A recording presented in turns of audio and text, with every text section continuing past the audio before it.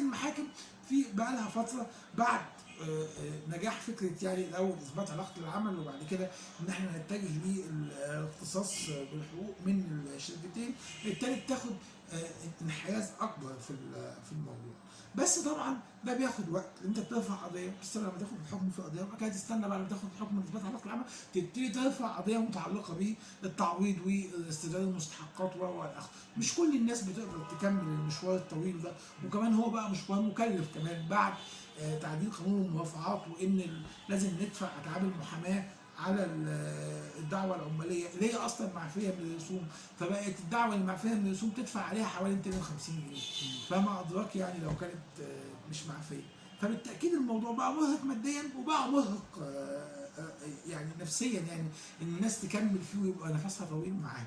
فده ادى ان الناس يعني تاخد القرار بتاع ان احنا نشوف فرصه ثانيه وخلاص، نعتبر اللي حصل ده يعني خساره غير مقدره يعني. طب الموقف بالنسبه للتامين الاجتماعي والتامين الطبي ومكافآت نهايه العمل بالنسبه للعمال اللي شغالين في شركات التوريد بيكون ايه؟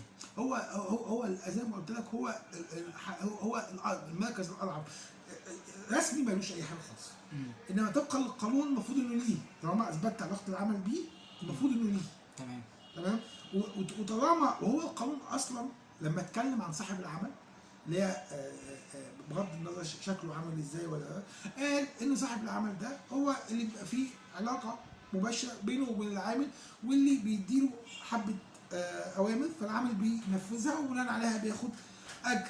فالعلاقه المباشره دي كده كده هيتم اثباتها بس بعد فتره يعني.